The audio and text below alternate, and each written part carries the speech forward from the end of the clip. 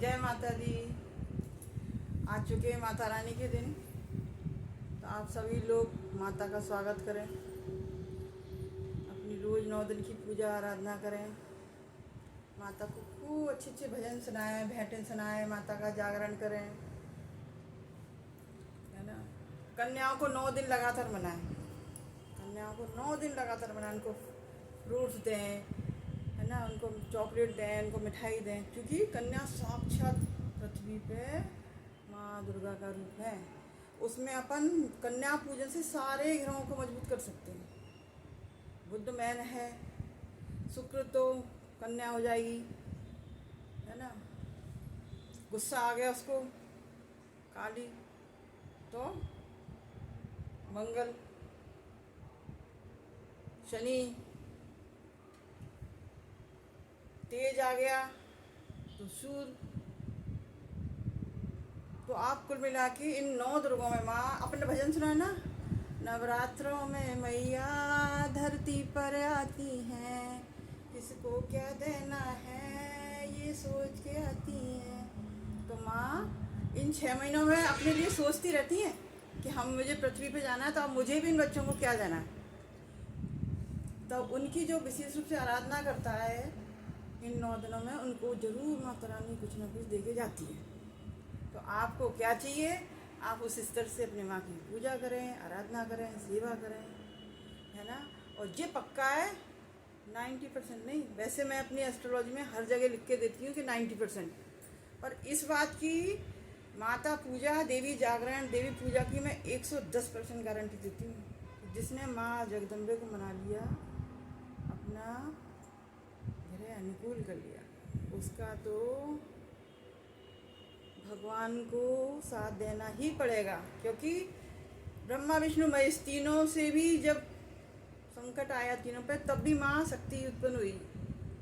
तो माँ की आराधना से बढ़कर इस दुनिया में कुछ नहीं है। अब आपको क्या करना है ना। तो अगर आपकी शादी नहीं हुई है, आपका विवाह नहीं हो पा रहा है, उसमें बाधा आ रही है, तो आप, मैं तो कहूँगी वैसे माँ कात्यायनी का 6वां 7वां दिन जो भी है वो करो, उस दिन तो करो।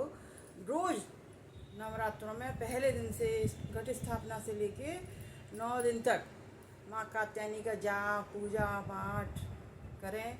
और हवन अष्टमी वाले दिन करना है, जिसके यहाँ नौमी होती है वो नौमी पे करेगा।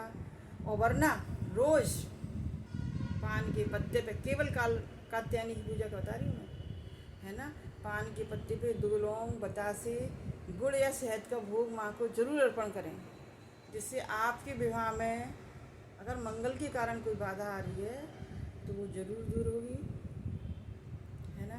और आपका हो सकता है इन्हीं 9 दुर्गों में, वरना आने वाले 2-4 महीनों में आपका विवाह तय होगा, सफलताएँ मिलेंगी।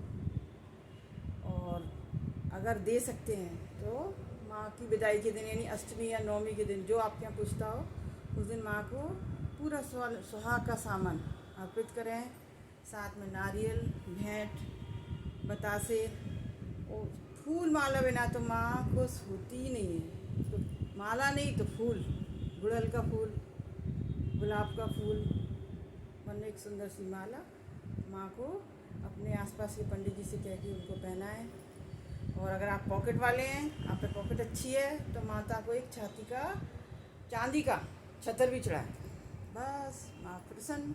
आने वाले 6 महीनों में माँ को दोबारा धन्यवाद कहने उसी मंदिर में जाएं जहाँ से आपकी अर्जी पूरी हो, कुल देवी हो, स्थान देवी हो, ग्रामीण देवी हो, आपकी सोसाइटी की देवी हो, और तो आपके छोटा मोहल्ले पड़ोस का कोई मंदिर है, यदि आपकी मुराद वहाँ से पूरी होती है, आप वहीं जाके उसको पूरा करेंगे, वो बहुत ज़्यादा अच्छा रहता है। और मुराद ना पूरी करने से भी गुरु ग्रह खराब हो जाता है, जिसमें आदमी का काम लटका रहता है। वो कहता है मैं समझ में नहीं आ रहा, कुछ हो ही नहीं रहा, हो ही नहीं रहा। अरे आपने पहले वाली मुराद पूरी नहीं करी है, उसको पूरा करो। तो आप अपनी मुराद पूरी करें, माँ का धन्यवाद करें। जय माता दी।